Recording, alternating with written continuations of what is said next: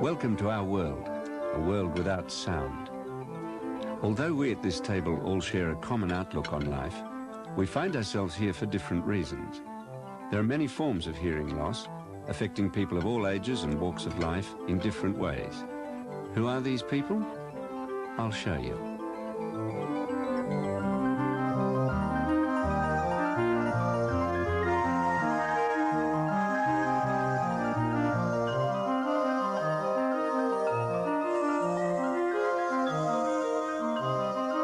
About 1 in 10 of all those people we saw has some form of hearing loss. Most of these are the elderly, who have problems with their hearing as a result of aging processes, illness, or exposure to excessive noise. Hearing aids can produce remarkable increases in hearing ability by amplifying and clarifying sound.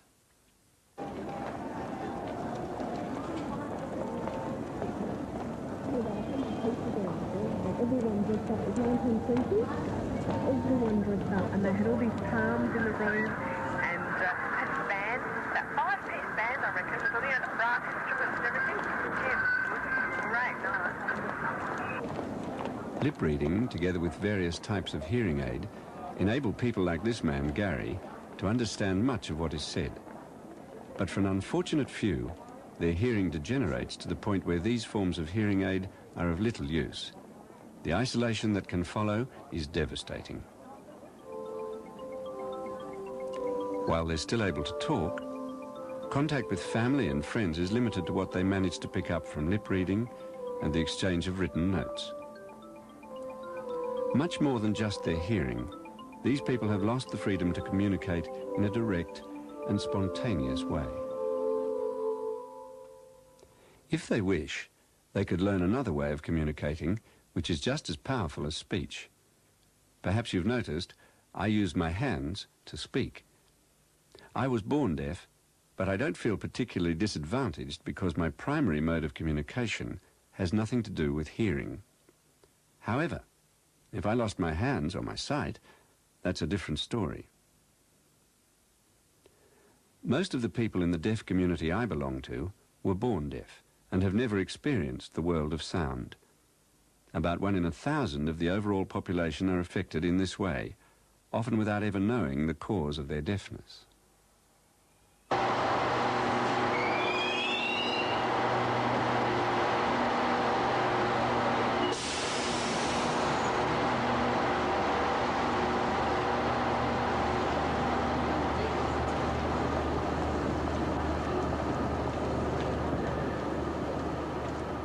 The language we communicate with is a wholly visual one, quite different in form and structure to any spoken language.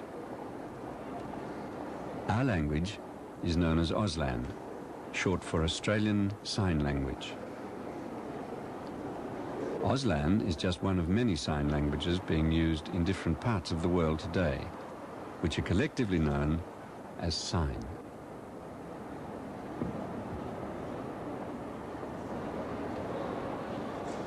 As is true for any ethnic group, the form and expressive powers of the language influence what things we think about and how we think about them. Similarly, sign and the particular way that we as sign users view the world are major focal points of our community. We refer to ourselves as the deaf.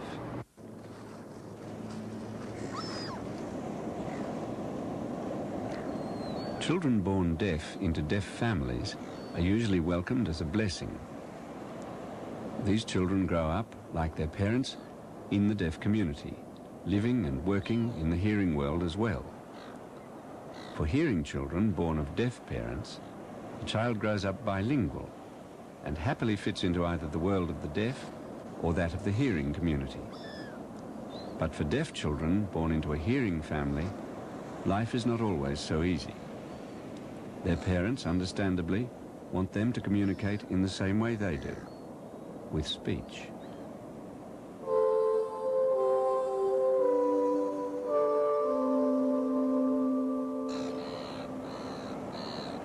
Despite the use of powerful hearing aids and intensive speech therapy, most of these deaf children find the process of hearing and speaking a constant struggle, and their self-esteem generally suffers as a result.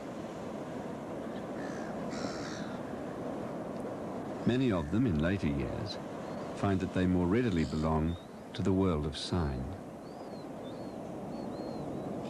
But medical technology has demonstrated a potential to change all this. With the development of a sophisticated new form of electronic aid, has come the notion that all deaf people can and should now belong to the world of sound. The question of identity and choice has become not only more confused, but also a highly charged issue in the deaf community. We see this electronic aid not as a passport to the hearing world, but rather a misguided and unnecessary form of assistance.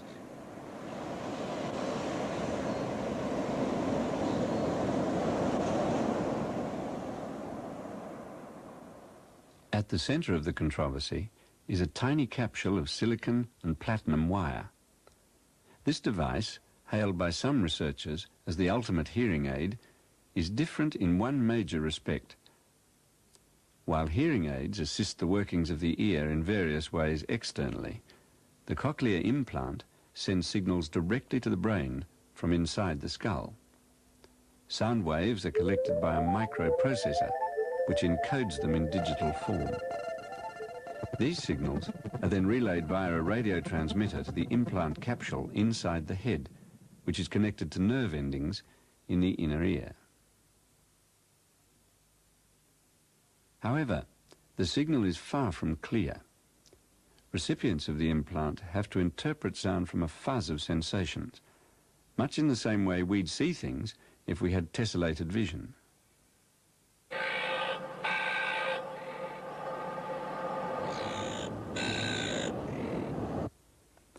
While we get a broad impression of what the world looks like, the amount of detail reproduced is at best limited.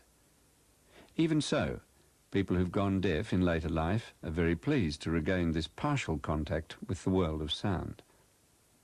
If this is the case, why don't all deaf people get cochlear implants? Wouldn't they be better off despite the limitations of this technology?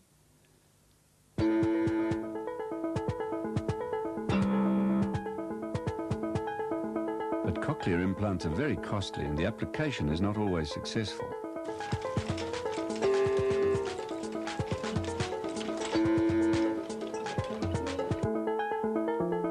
Apart from the trauma of the operation itself, there is also a degree of discomfort to contend with afterwards, as well as side effects like swelling, dizziness, and possible paralysis.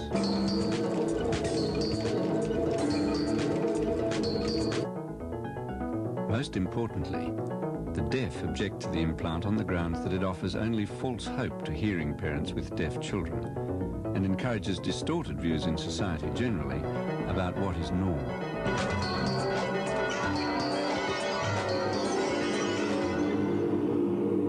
Until recently, no one asked the deaf what they thought about the implant. From our point of view, its only real benefit has been to bond the deaf more tightly together as a community, making us more aware of why we value our language and our deafness. A strange outcome, you might think. Why would anyone cling so passionately to the notion of being deaf? And what's so special about sign? What's special about sign is what's special about any language. Perhaps the deaf understand more than anybody the importance of language.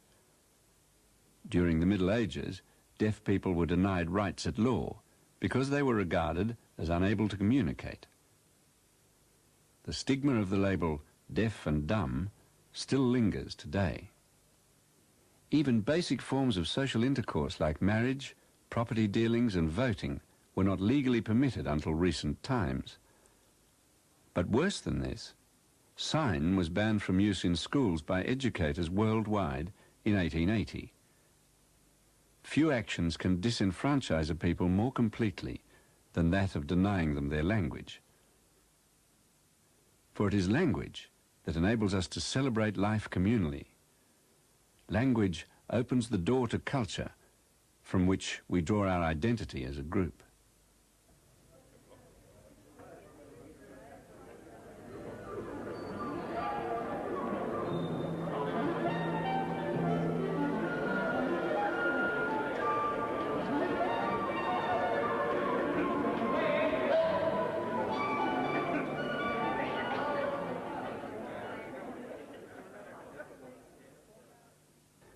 Language is also essential to the development of our identity as individuals. Much as we take our ability to communicate for granted, it's not something we're born with. Life for us all begins in a vague and timeless way. The world seemingly contains an endless jumble of shapes, colours, textures, sounds, tastes, and other such sensations. We have few memories of our infant years because we haven't yet developed the mental structures in which to place experiences. But by the age of 3, most of us have passively acquired at least one, if not several, languages from those around us. From then on, our world takes on shape and form, spreading in all directions, even into imaginary realms like those of times past and future. Fluent though we may become with language as adults, we never completely escape that initial silence. Occasionally, we find ourselves unable to voice thoughts and sensations in words. In chronic form, this condition is known as expressive aphasia. Many people end their lives in such a state after aging processes like dementia silence the mind. Strange though it may seem, the idea of being trapped for decades in this way is not just an academic proposition, as the deaf well know. Deaf babies born to hearing parents commonly experience this fate. Misdiagnosed as slow learners rather than deaf, the crucial months of language acquisition in the first years of life slip by without the child taking on any language. Even when the condition is recognized, the child is sometimes still only exposed to English by parents who are unable or unwilling to investigate the world of sign on the child's behalf. Generally, the results are the same. A child who is not only deaf, but also seems to be intellectually disabled. However, give these children exposure to sign, and their intellectual and social skills usually develop with great speed. Such is the power of language. But is sign truly a language? Even today, many people hold the view that sign is nothing more than a form of charades. Recent neurological research indicates otherwise.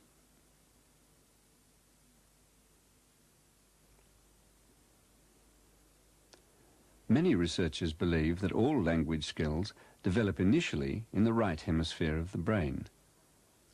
Once a degree of competence is reached, the skill is transferred to the left hemisphere, where it becomes an unconscious process. Researchers have also established that the process of spatial organization, the skill that allows us to assemble images of where things are, is specific to the right hemisphere for all people. If sign is only a code of spatial gestures, then it too should take place in the right hemisphere. However, the research shows that although sign is spatial in form, the brain handles this as a left hemisphere process, just like spoken language. In neurological terms, sign is as much a language as any other. Another area of research that has helped to establish sign as a language is the study of linguistics. Researchers in this field now recognize that sign has a grammar and vocabulary as complex as any spoken language.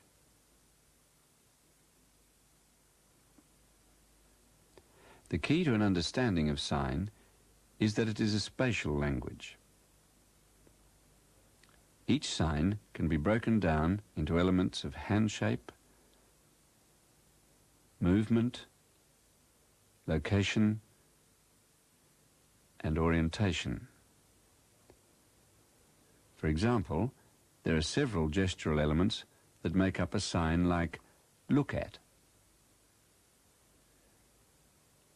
Variations are built on this to make terms like stare, look here, and look again, and so on.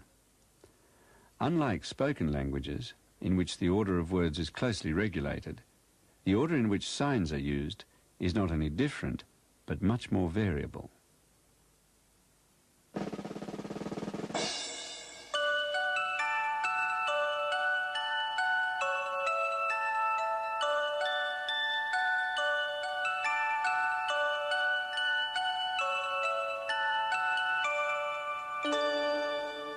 Sign has more in common with music than speech.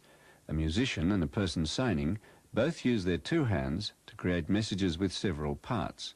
Conversely, the eyes of a deaf person take in all the components of sign messages, just as a skilled listener hears each of the musical parts being played.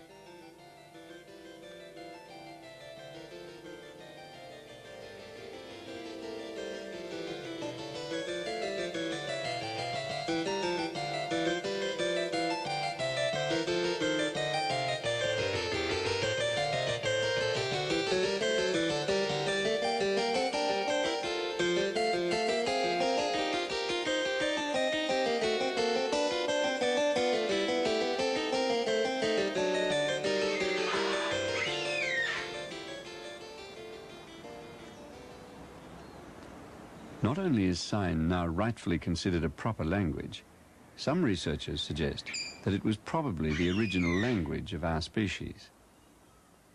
Like our primate relatives here, our human ancestors firstly developed a form of gestural communication, combining body language and utterances. These utterances then developed into the dominant languages of the world, perhaps because they freed the hands of the user for other purposes.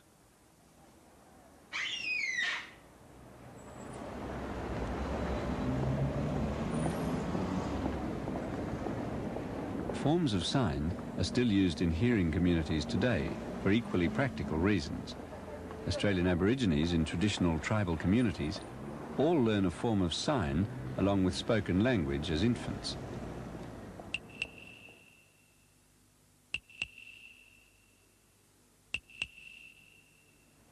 The ease and skill with which these and other hearing people use sign suggests that the neural wiring for visual language is still present within all humans.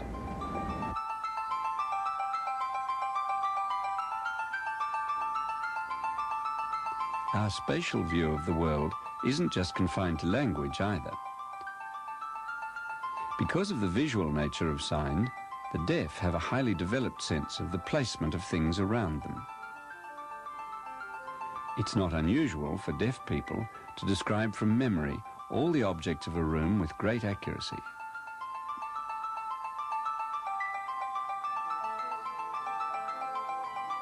Hearing people tend only to see with a form of tunnel vision.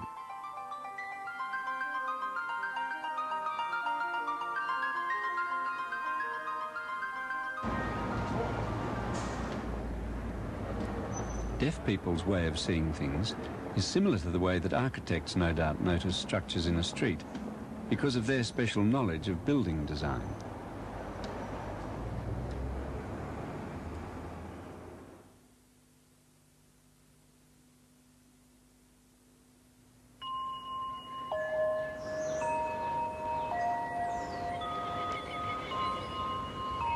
The process of spatial thought is automatic to the deaf in another sense too.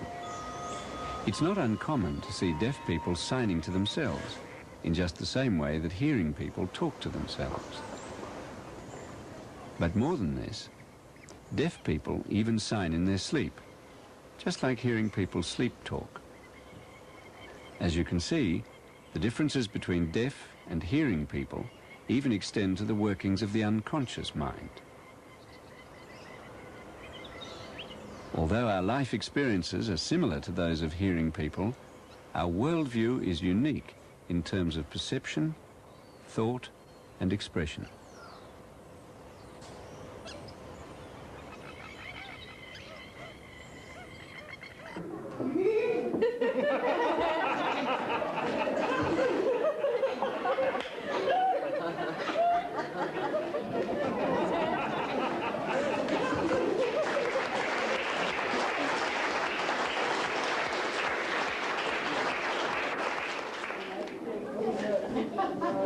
The importance of sign to the deaf is inestimable.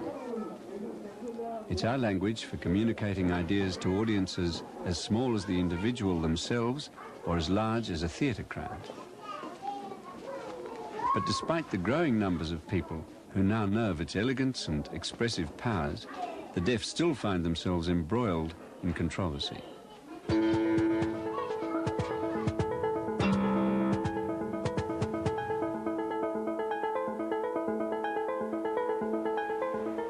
These days, the deaf are no longer prepared to sit back quietly while officialdom determines the fate of their language. The deaf regard sign as their most precious heritage and will go to great lengths to preserve the language and their rights to use it. But despite such determination, language skills in the deaf community have declined in recent years. As a result, in situations like legal cases where complex jargon is used, the deaf are sometimes unable to cope. A large part of the problem is that the deaf community has been poorly served by our schools. The problem is clearly highlighted by the fact that deaf people of a generation ago are much more skilled in both Auslan and English than the children of today. The big difference is that 50 years ago, most deaf children attended residential schools. The live-in nature of the school was an ideal environment in which deaf children and their teachers could readily share in and learn about deaf culture. Many of these schools, like this one, fell into decline at a time when integration became an important social objective of government. After that, deaf children were scattered throughout the state school system, becoming a largely ignored minority in monolithic institutions.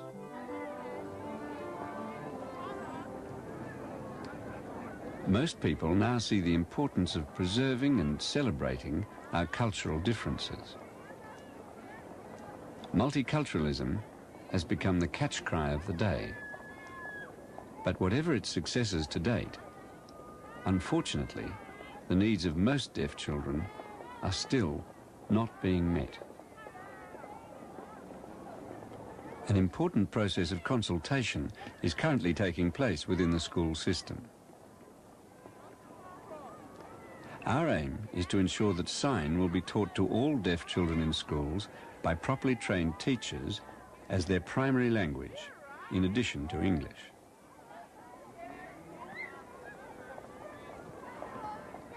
As you perhaps now understand, the deaf have good reasons for taking this stand. The grammar of English is very alien to our way of thinking, perhaps even more so for us than for other language groups.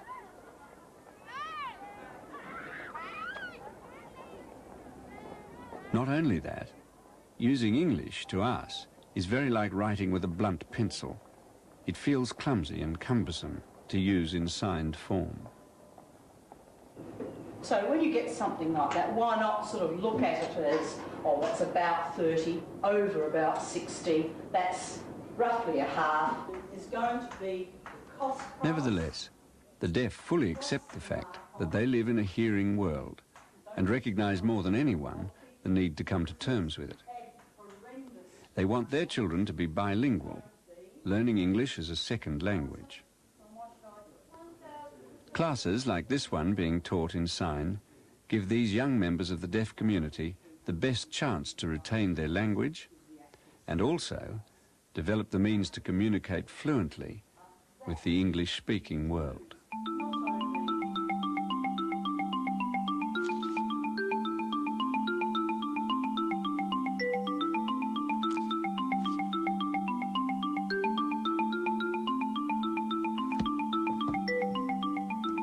Another recent development that will help boost language skills within the deaf community is the release of an Auslan Dictionary. It contains about 3,000 Auslan word roots in common use. As the dictionary grows over time, many of the conceptual gaps in the language will be filled by borrowings from other sign languages, like British Sign or American Sign, or the inventions of Auslan users themselves.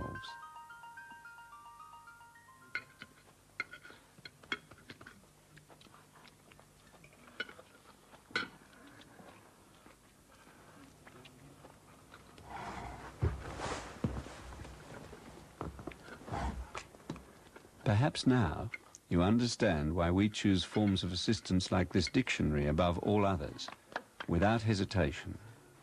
We don't want the cochlear implant because we don't want to belong to the hearing world as second-class citizens. For us, deafness is not an illness in need of a cure. We, the deaf, have no sign for silence, at least not in the same way that hearing people use the word. In our community, the idea of a world without sound is about as meaningful as a world without ultraviolet vision or other forms of perception beyond our senses. But there is a different form of silence that the deaf are all too aware of, the silence of people without language. Far more profound than just the loss of a sense, this form of silence goes to the very core of one's being. Although the deaf community has been part of Australian society ever since European settlement, it has gone largely unnoticed to date. You've seen something now of our language and culture. In this way, we bid you welcome to our world. Are we, the deaf, welcome in yours?